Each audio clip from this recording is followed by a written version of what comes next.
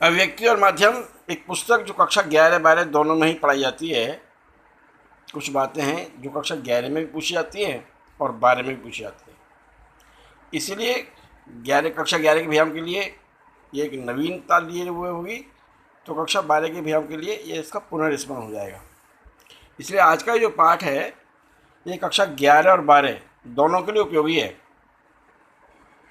पुस्तक का नाम है अभिव्यक्ति और माध्यम। अभिव्यक्ति क्या है? अंतःकरण में हमारे अंतः जो बातें हैं, जो भावनाएं हैं, उनका प्रकटीकरण, उन्हें हम दूसरे के सामने रखते हैं तो अभिव्यक्ति है वो। किसी विषय पर लेकर के हमारे मन में कोई विचार हो सकते हैं, जब हम उन्हें प्रस्तुत करते हैं तो हमारी अपनी अभिव्यक्ति होती है, मूल विचार जिन्हें कह सकते हैं। और इस अभिव्यक्ति के लिए हमें किसी माध्यम की आवश्यकता होती है। बिना माध्यम के जैसे हम लिख करके व्यक्ति करते हैं, हम चित्र बना करके व्यक्ति करते हैं, हम बोल करके व्यक्ति करते हैं, हम इशारों में व्यक्ति करते हैं, तो संकेत में, चित्र में, लिख करके, बोल करके हम अपने मन की भावनाओं को, अपनी भावनाओं को हम दूसरों तक पहुंचाते हैं। तो दूसरों तक पहुंचाना ही अभिव्यक्ति है। और जिस तरह से पहुंचाते हैं, जिस ढंग से पहुंचाते हैं, वह उसका माध्यम है। इस माध्यम को संचार भी कहते हैं। संचार यानी सम उपसर्ग पूर्वक चर धातु से इस शब्द का निर्माण होता है।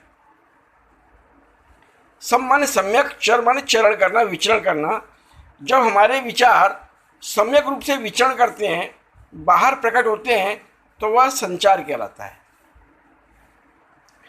संचार शब्द का अर्थ होता है चलना फिरना, अपनी मन की भावनाओं को प्रकटीकरण करना। मानव सभ्यता के विकास के साथ साथ जैसे जैसे व्यक्ति का विकास हुआ, व्यक्ति ने समाज का विकास किया, परिवार का विकास किया, तो जहाँ दो या दो से अधिक लोग होते हैं, वहाँ अपने आप संचार की आवश्यकता पड़ने लगती है। मानव की अभिव्यक्ति के विकास में संचार की एक महत्वपूर्ण भूमिका है। और सही बात तो किया जाए, मानव के विकास में संचार की महत्वपूर्ण भूमिका है। बिना संचार के विकास की कल्पना नहीं की जा सकती। संचार के लिए कम से कम दो व्यक्तियों की आवश्यकता होती है। कभी कभी एक ही व्यक्ति दोनों का काम करता है, कभी दो अलग अलग हो सकते हैं, कभी समूह में हो सकते हैं। तो इस प्रकार से संचार के 4 प्रकार बताए गए हैं। एक अंतः संचार, एक अंतर संचार, एक समूह संचार और एक जन संचार, जिसे मास मीडिया कहा जाता है। अंतः संचार में सुनने वाला श्रोता और बोलने वाला वक्ता दोनों एक ही व्यक्ति होते हैं। कभी कभी हमने देखा होगा, हम खुद भी अपने आप में अपने मन में बात करते रहते हैं। अपने मन में जो बात करना है, ये अंतः संचार कहलाता है। और इस संचार की विशेषता ये होती है कि यहाँ फीडबैक तुरंत मिलता है, यहाँ कोई बाधा नहीं आती, यहाँ जो कहा जाता है वो समझ में भी आता है, क्योंकि कहने वाला भी एक है और सुनने वाला भी वही है। जब कहने वाला वही है, सुनने वाला वही है, कहीं बात बाहर जा ही नहीं रही, तो उसमें कोई अंतर पड़ने वाला नहीं है, कोई बाधा आने वाली नहीं है। जो कहा जाएगा वही समझा जाएगा। एक दूसरा प्रकार होता है अंतर संचार। अंतर संचार के लिए 2 व्यक्तियों की आवश्यकता होती है। एक कहने वाला होता है और दूसरा सुनने वाला होता है। कभी कभी क्या होता है, हम बात कह रहे हैं, सुनने वाले का ध्यान ही नहीं है, वो अपनी धुन में मस्त है, तो हमने जो उसको कहा है वो उसने सुना ही नहीं, और सुना भी तो कुछ का कुछ सुन लिया।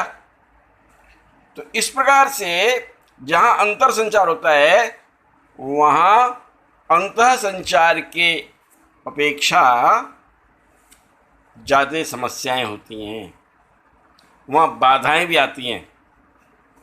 जैसे उसका ध्यान कहीं दूसरे होना, वो अपने काम में मस्त होना। दूसरा, जब अपने बाधाएं आती हैं तो जो परिणाम है, जो हमारी बात है, वो उसने सही सही समझी कि नहीं समझी।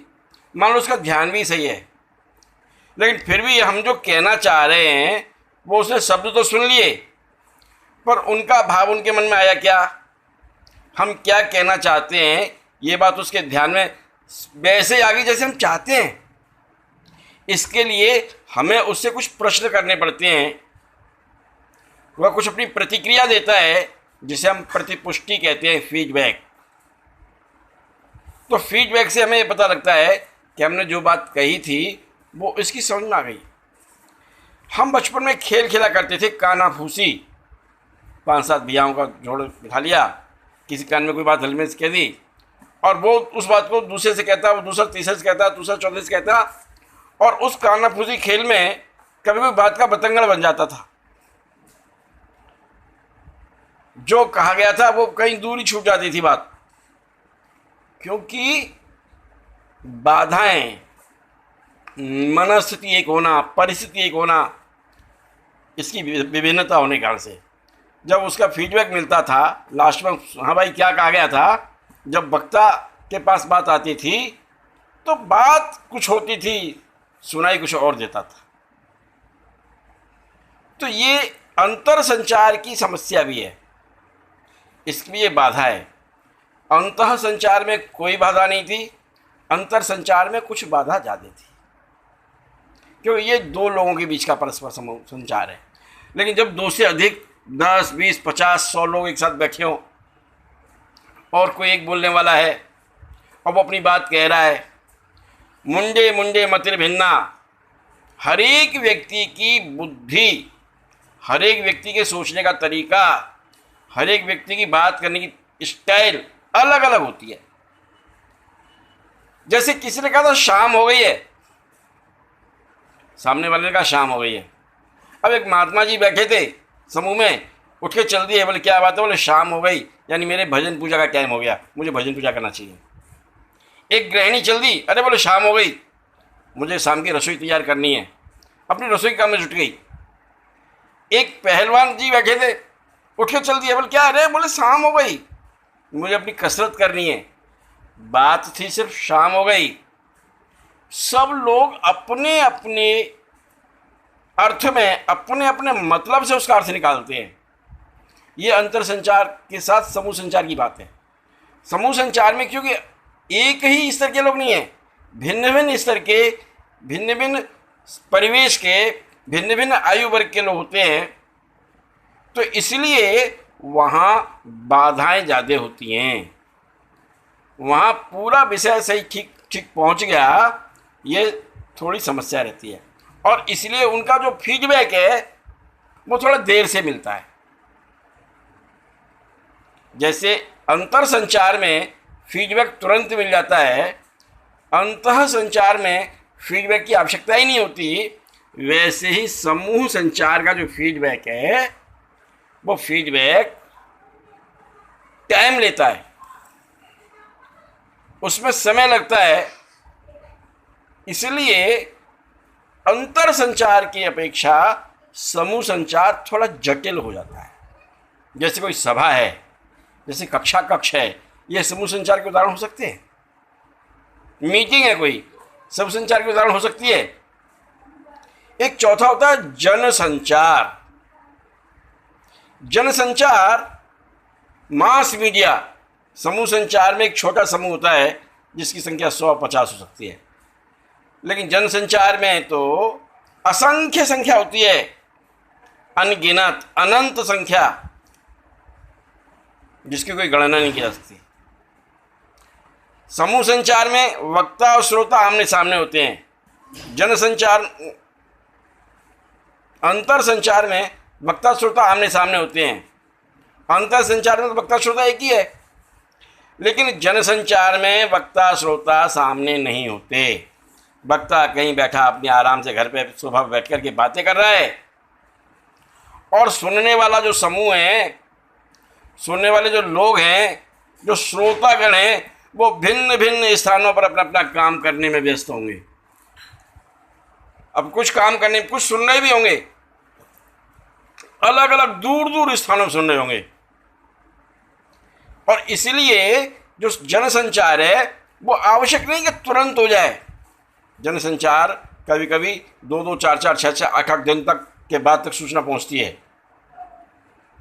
इसलिए उसका फीडबैक मिलना भी बहुत मुश्किल होता है। उसका फीडबैक तुरंत नहीं मिलता। इसलिए जनसंचार की अपनी एक विशेषता होती है, क्योंकि वहां पर किसी भी स्तर का आदमी हो सकता है, बिना पढ़ा लिखा, विद्वान, कथावाचक,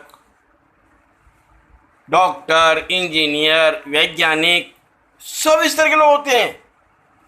और जो जनसंचार है वो सब स्तर के लोगों के लिए होता है।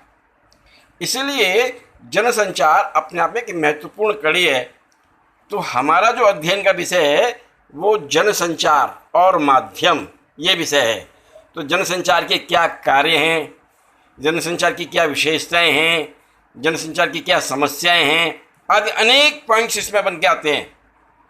और उन पॉइंटों पर हम अब आगे अपनी बात रखेंगे। आज के लिए सिर्फ इतना पर्याप्त है। धन्यवाद।